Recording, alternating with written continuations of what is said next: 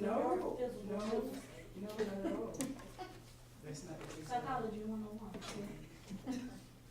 Alright, we're gonna get to the presentation. We're gonna get professional. Don't forget the mic. You were talking. You want me to hold it for you? Okay, I'll hold it for you. It's not on though. It's on. It's just for the camera. It's not. Oh, okay. It's just for the camera. So I'm an actress now. I'm Sarn Artist. That's Sarn Green. We're Army. You gotta introduce yourself. I'm not gonna introduce. I'm Sergeant Powers with the Marines.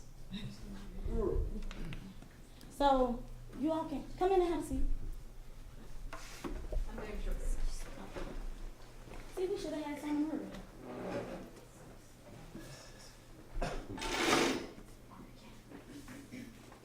So what we're going to pretty much brief you on, we're going to tell you about the different jobs that we do have. We call them MOSs, Military Occupational Specialists. So if you ever hear us say MOS, we have our own lingo. So I have a southern draw. We lazy when we talk. In the Army, everything is hyphenated or abbreviated. That's just how we do it. So we have over 150 jobs just to come in. Once you are in, we have even more jobs that are packet related. So the whole process, when you go in, there's reserves and there's active duty. Who knows the difference between the reserves and the active duty? Active duty is they're out fighting right now, or reserves are there on hold? I'm active duty, I ain't fighting nobody, but you. So the real truth is reserves, you come right back here. So you do it one weekend out the month. On active duty, we get paid by salary. So rather we go work 1 hour or 80 hours a week, we have a set pay. Reserves, you get paid when you go to drill, but you get to be a civilian at the same time. So you get to go to school full time, and the Army pays for it. You get to have a civilian job, and you also get to be a soldier that you do one weekend out the month. You want to add on to it? Caveat? All right. So we do have reserve units here. You're able to transfer. Say I sign into the reserves, but I want to move to Atlanta. I'm going to go through my unit and transfer to Atlanta so I can do my reserve unit visits there. If I want to go to college. Even on active duty, we're all in school. If we want to achieve certain ranks, we need to have that degree behind us. My job is transportation and admin. His is chemical. We have finance. Just because you put on this uniform don't mean that you're finna deploy and have to fight bad guys. You're not kicking down doors. If you're doing my finances, I'm not gonna have you throwing my finance paper at the enemy. I'm sorry. I need you to be taking care of my money. See how that works? So any job that you pretty much have in the civilian world, we have in the Army. Teachers, we have troop to teachers. So once you do 4 years, we have a program so you can become a teacher. That's why it's called troop to teachers. So him being chemical, I'm going to school, I'm getting my degree in business, specializing in financing. Then I'm gonna get another degree in accounting. So when I graduate, get my degree in everything. My daughter, I have an 8-year-old and I have a 12-year-old. Me and my husband, we're dual military. That means we're both in the Army. My son, college is paid for. He's 12. Because my husband get his degree while he's in. So he will use his GI Bill. My daughter degree, hers paid for. Because I get mine while I'm in. But if I decide, hey, I want to go back to school, then we'll divide it. So it'll be up to me to give her all of it or some of it. There won't be no third kid, but if there was a third kid, I got a 12-year-old and she's going to be 9 on Monday. I don't think I want to start with Pampers again. But if I did have another one, then we would just divide it, where they all get a portion of the bill. So me and him get our degrees. Therefore, we don't have to worry about their pay or paying for their college. If they go get their master's, they on their own. They're grown. Is the GI Bill just a certain amount? Like this is your amount and that's It's for you to get pretty much your bachelor's. So yes, you get $4,500. and it's per year. It's not like rollover minutes. So if I decide that I don't want to go to school this year, that don't mean that I'm gonna have 9,000 next year and I can be a full-time student. It's 4,500 per year. So that's for tuition assistance, correct? By Yeah, students, TA for yeah. me on active duty, for TA.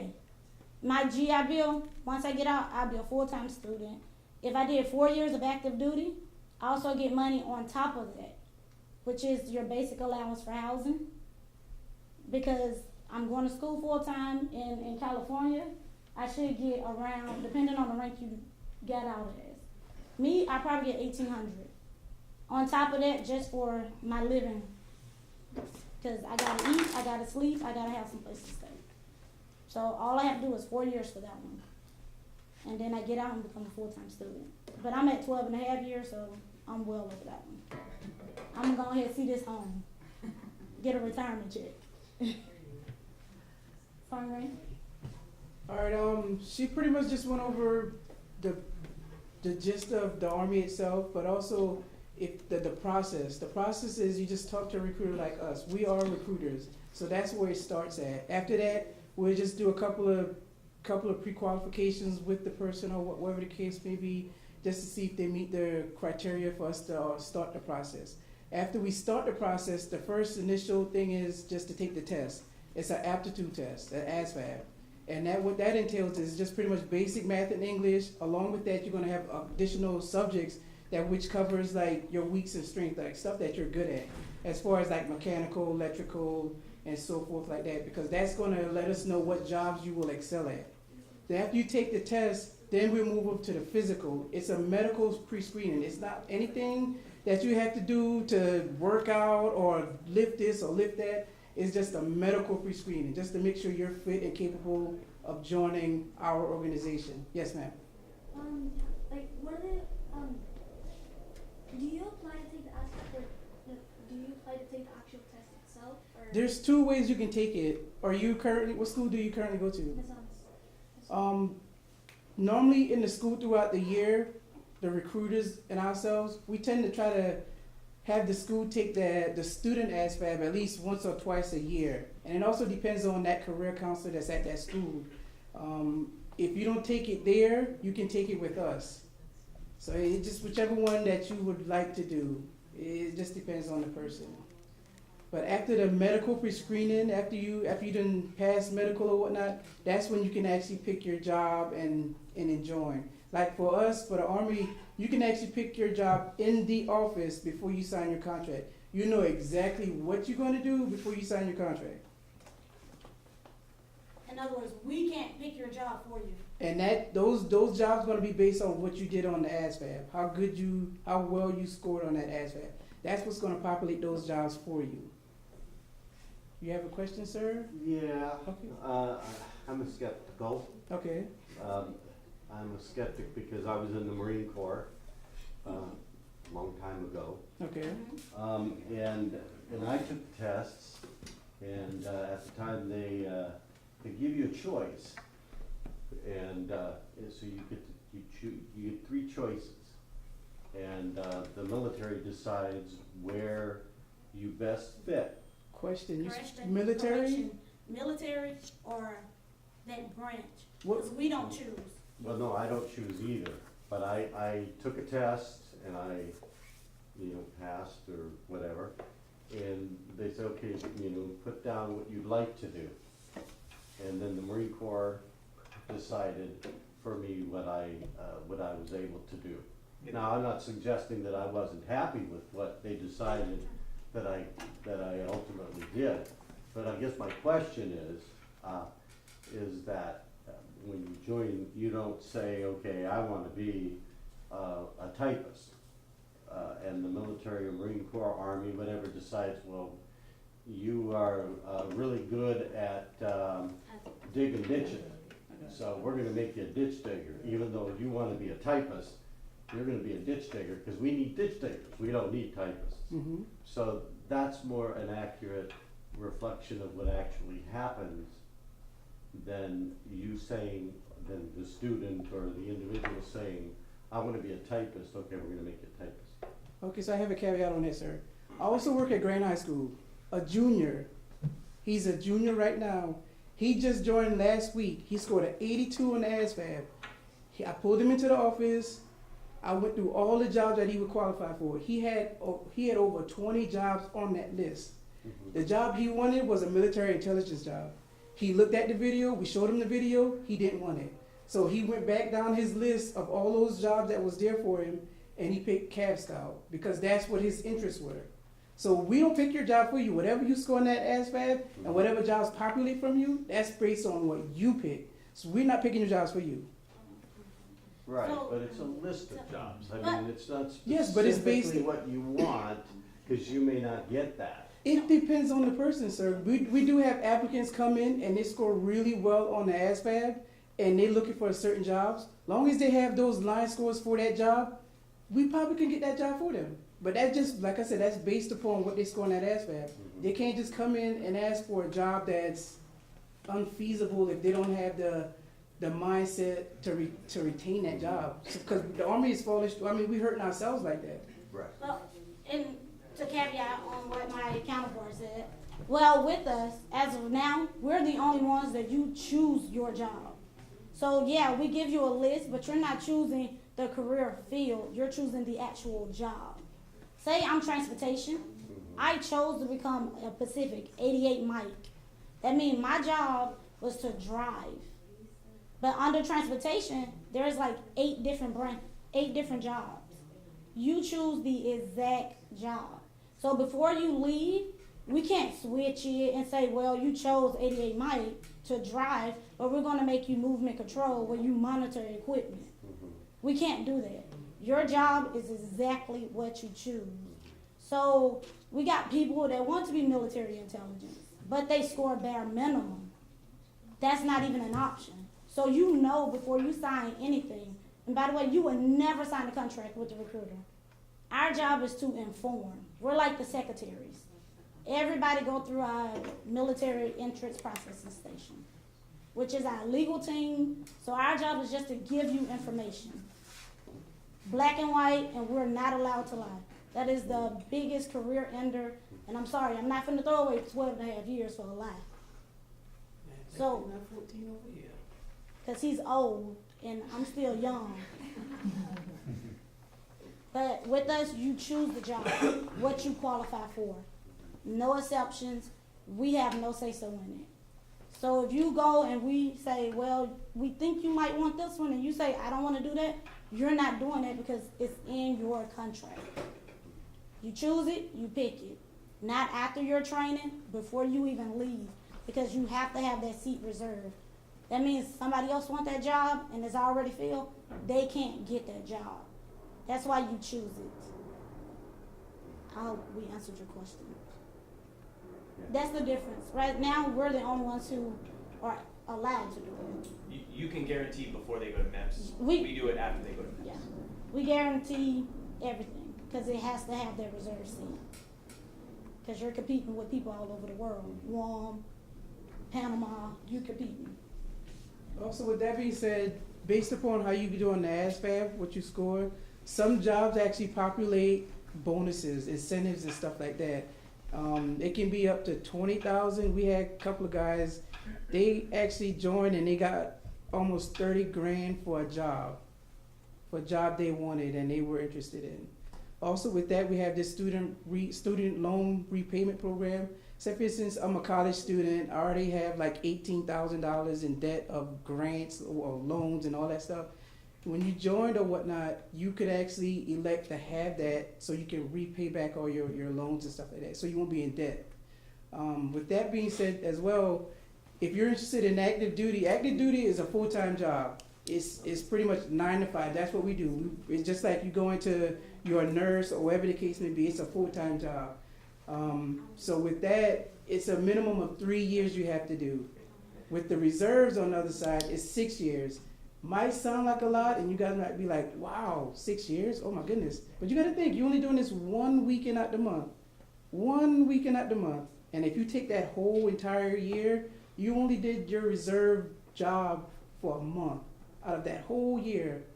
Unlike that active duty member soldier, they actually doing it full time. So that's why it's a big difference like that. So don't let the 6 years confuse you or get you like shook, or 6 years or whatever the case may be, but it's just the nature of the beast. All right, any questions? Any other alibis, anything you guys? So, just to clear it up, so the active duty does the 4 years and Depends on the the job reserve does that you're 6. At a minimum, it's 3 years. Like, say for instance, you pick like a nursing job or a medical job, or even some IT jobs. They tend to have you in this for up to 4 or 5 years, because they want you around a lot longer, because some jobs are more technical than others. And they're investing a lot more. Yes, so they want to keep you around a lot more, so they can have that next soldier comes in to replace you, whatever the case may be, because it's a way of them pretty much saving money and keeping that experience around until they train the next group. So, caveat, I have one future soldier, well, he's a soldier now. He chose nursing. There's a lot of medical jobs we have. His training is 52 weeks. So, of course, his is not gonna be a 3-year contract. He's in training for pretty much a whole year and a half. So, he's reserves, but he's planning on coming active duty. He was 17 when he signed, so he already said once he finishes training, 1 year in the reserves, he's switching over active. You do not have to go back through the training. Basic training is a one-time deal. If you was in. One more thing, also, you have to be 17 years old. Cut straight dry. You have to be 17 years old. Being 17 years old, both of your parents or your single parents, whoever have custody of you, they would have to sign up a rental consent form in order for you to join. But if you're 18, you can just join by yourself. You don't need mom and dad consent or whatever the case may be. You can just join if you want to. And be careful over these felonies. We have so many people that come into our office and they think, oh, I want to join. This is going to be my last resort. That's for every branch. They're permanently disqualified. So if you go to the Marines and they disqualify you, you cannot come to us and think that you're going to get in. We speak to the same system. So we have ones that got the DUI and they was like, well, I thought about coming in, but I wanted to do this, that, this, and so far. I'm sorry. You can't come in. You're disqualified. Asthma, permanent disqualification. If you have asthma, you're permanently disqualified. And certain body eczema and things will disqualify you as well. So many of y'all think that it's a last resort because it's a walk-in base. I'm sorry. Getting into the military is harder than getting into college. You can wear glasses. We got a lot of people that can't see.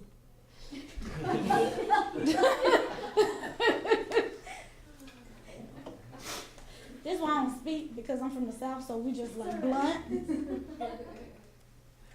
That's them real Southerners. Okay. Real South. You don't want to describe those glasses that they get? Well, you know what? They changed it. Different now. It's completely different. Yeah. We used to call them BCGs Birth control glasses. because they was like real big. But they have changed the glasses. And you only wore those glasses Not for us, during it's the training. They only wore those glasses during training. Once you graduate basic training, and the only reason is for the simple fact we're trying to teach you from going to be an individual where all you care about yourself to learning how to care about your team. Because if he messes up, I automatically messed up. I'm only as strong as the weakest link. Not saying you're a weak link. I'm wrong. But I'm like really awesome. So achieving these levels are hard to be this awesome all the time. So it's only doing training. Training is to build you mentally and physically, but most of the time it's mentally.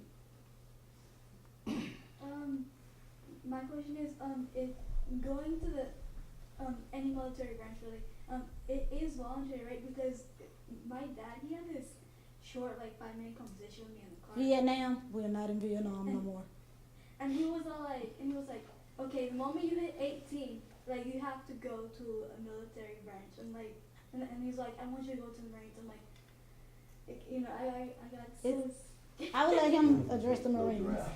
That's Because I'm one of them people, never tell me what you think, tell me what you know.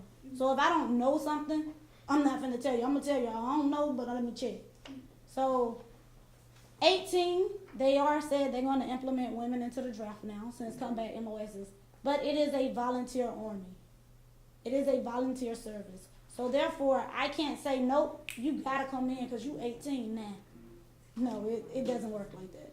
You have to sign that paperwork. You have to commit. I can't commit for you. Neither can your parents. Because we have had parents that bring their kids in and say, no, you finna sign right now.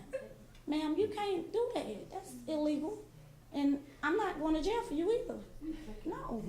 So it is volunteer.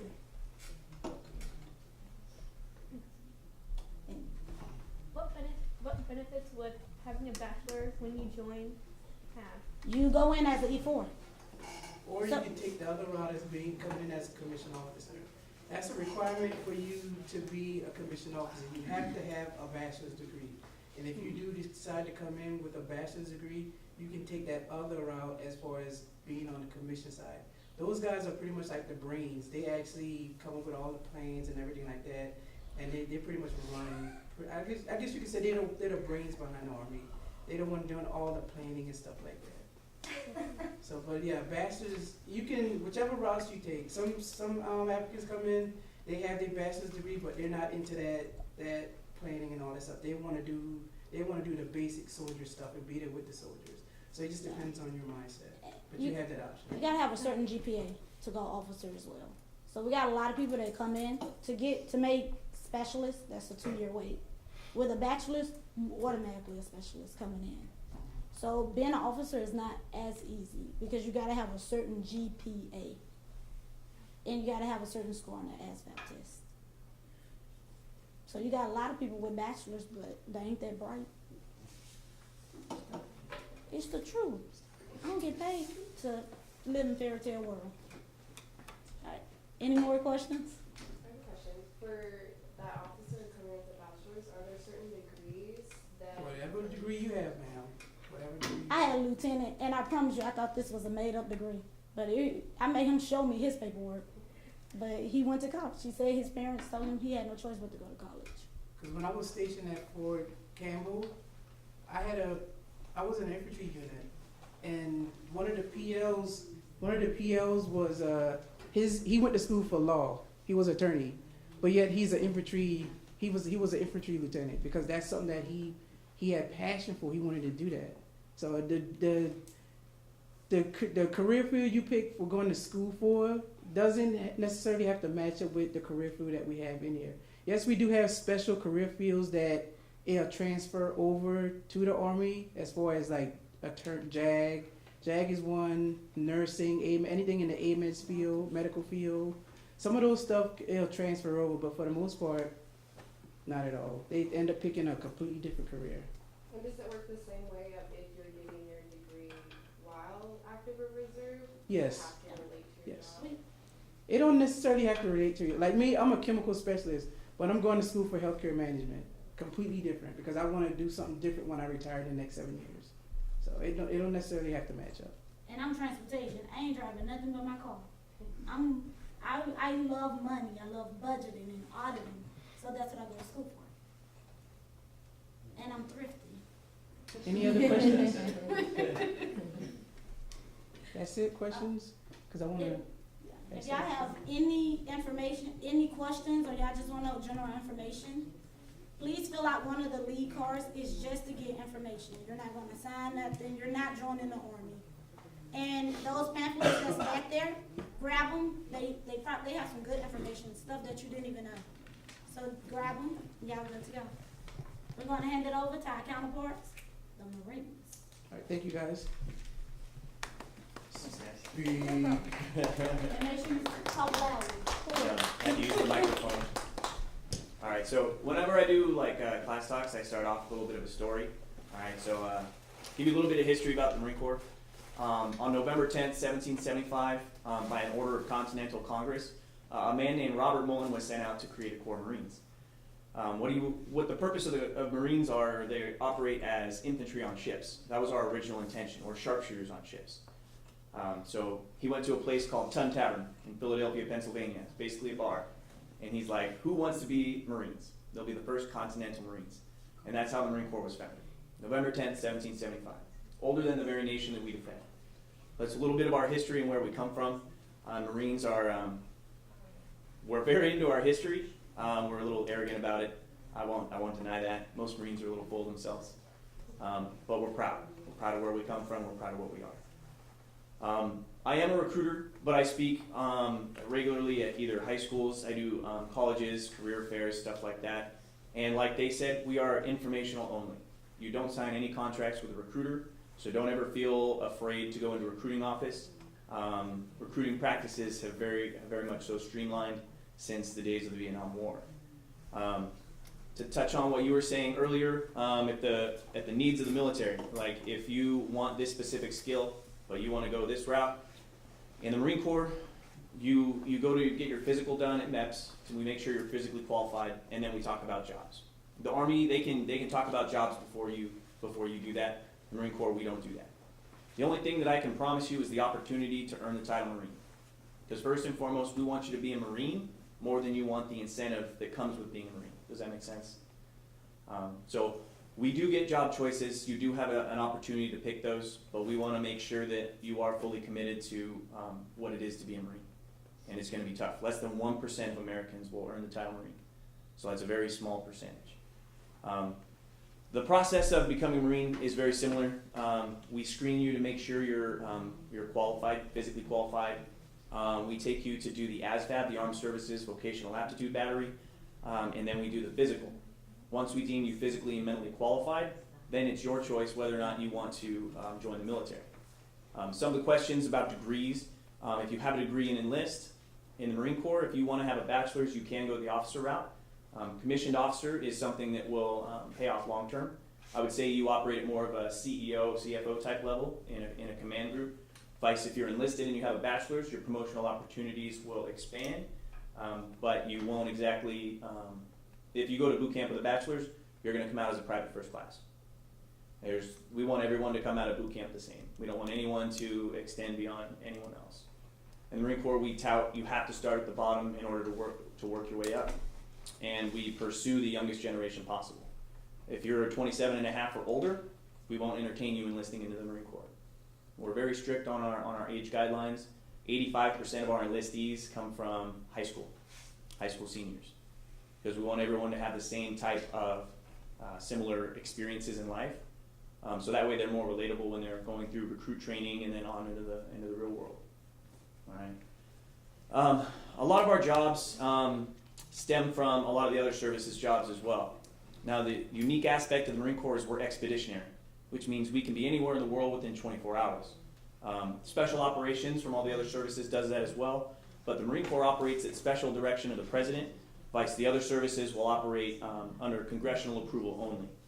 So, just speaking generally, the Army mainly handles like land engagements, Air Force Air, Navy Sea. The Marine Corps encompasses all three, and we're the smallest service out of all of them, excluding the Coast Guard, who falls under Homeland Security. We're 180,000 active duty strong, but we have an air wing, we have sea-based Marines, and we have land-based Marines. The reason we have all three of these avenues is because at any time in like anything that happens in the world, Marines are first responders. So in Haiti in 2012, I was one of the first responders. We were on the beach within 5 hours of the earthquake happening. We provided humanitarian aid, meaning like food, water, medical aid, but also at the same time they had a collapse of infrastructure. So what we did is we monitored the people. So we had to basically, in a way, play police. But all we did was stop looting, we stopped rioting, and within 3 days we had absolute, like not control, but more of we were policing, and people had settled down from that, and we helped them rebuild. But that's just a touch on what the Marine Corps does. Most people think Marines are just 100% infantry, and while first and foremost all Marine are riflemen, only 15% of Marines are infantry.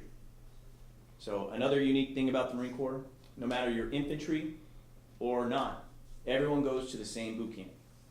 Everyone goes to the same recruit training. So first and foremost, we want you to have the same type of mindset as the infantry. After recruit training, you go into Marine combat training if you're not infantry, or you go to the School of Infantry. Because we want everyone to be trained as a rifleman. You never know what situations may arise in your career, but we want you to be able to take the fight to the enemy, whether you are admin or you work in like a control tower on a flight line or anything like that. Because we want Marines to be trained in all aspects of warfare, including their specific job, which may contribute to the success of their unit or battalion, something along those lines. Once you finish your combat training, then you go to your specific job school. And job schools can range anywhere from 6 weeks to 2 years. Some of the tougher schools that we have are language schools.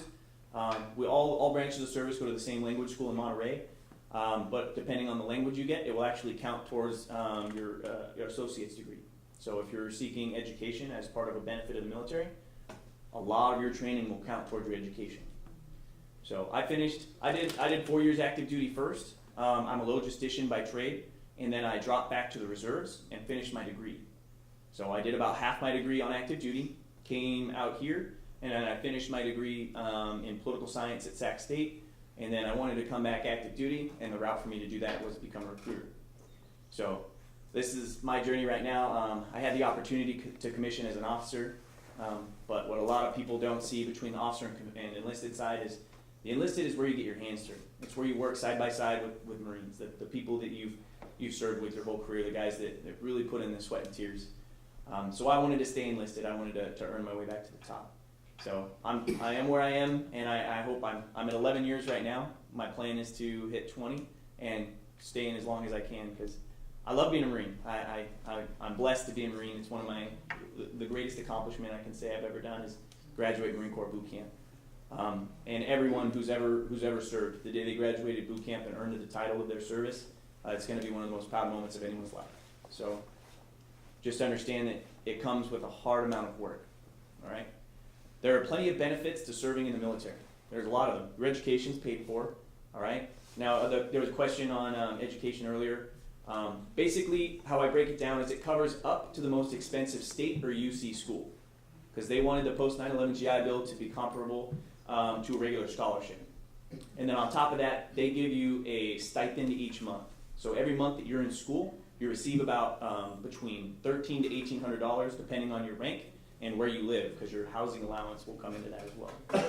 So not only is your school paid for, but also you get paid to go to school. So that's a unique benefit of serving. If you're on active duty, you don't touch your post 9/11 GI Bill, and you use what's called tuition assistance. That's at $4,500 a month. So that way, you don't touch your post 9/11 GI Bill, you complete your bachelor's degree on active duty, and then you can pursue your master's using your post 9/11. That's your choice, it's your prerogative. And as long as you at least maintain a decent GPA, you'll still keep getting that tuition assistance money. So that's a huge benefit as well. All right. There are over 320 different jobs in the Marine Corps.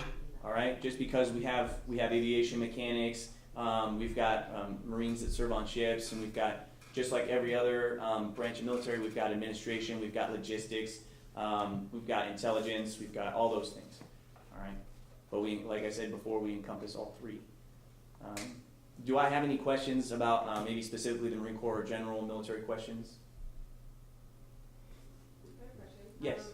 How is it sort of depending on your job of like how likely it is to go to school or to get your bachelor's while active, or? Yes, and I will say if you choose an infantry-based job, it'll be a little more difficult to go to school. There's a college campus on every military installation, or at least access to college in some way. But if you choose a job where you're going to be spending a lot of time in the field and unable to meet those assignment deadlines, it could be difficult for you to attain your MOS. But most jobs in the Marine Corps cater to you going to school. We would rather you be not only a hard worker, but we want you to be intelligent. We want you to pursue your education. That's why we offer all these incentives for school, because an educated and strong military is going to do far greater than just enlisting whoever and telling them just do your job and don't ask questions, you know. So we want you to pursue your education. But yeah, it's going to be based on what type of job you do. And if you're even on deployment, I deployed to Iraq in 2009, and I got 12 college credits done while I was there. I read more books than I had in my life. There was a lot of downtime, so I focused on myself, and that was a huge opportunity to expand on my education and my understanding. Was that kind of like online classes that you were able to do? So where I was at, there was actually a educational advisor. So there's plenty of schools to choose from. Half of it's online, and then one day a week we would actually go to the classroom and they would sit down with us and go over large assignments. But most educational centers that you go to will have someone whose job is to act as a professor for whatever school you're going to. So you will have that assistance as well. SEALs and special ops are under Marines? So SEALs are actually Navy. Every service has their own special operations. Marine Corps is MARSOC, Marine Special Operations Command. Now they're known as Raiders. The Raiders were kind of the heroes of World War II during the island hopping campaign, and then the name died out for a little bit, and we just brought it back. But the SEALs belong to the Navy. The Army's got actually an incredible amount. They've got like the 75th Rangers. You guys have Delta, Green Beret. Yeah, they have a lot of stuff like that. Marine Corps, we just have MARSOC, and we're a very small and relatively brand new organization. Special operations in any service will actually fall under a different umbrella. So yes, we're first and foremost Marines, but we fall under the Special Operations Command umbrella. So you're getting special direction from directly from the Department of Defense. So you'll operate kind of like how the Marine Corps does expeditionarily, but you'll be the first responders for smaller incursions or getting intelligence from distant sources, stuff like that. So. They work together, I guess. Absolutely, yeah.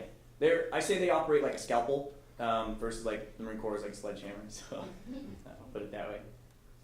Any other questions?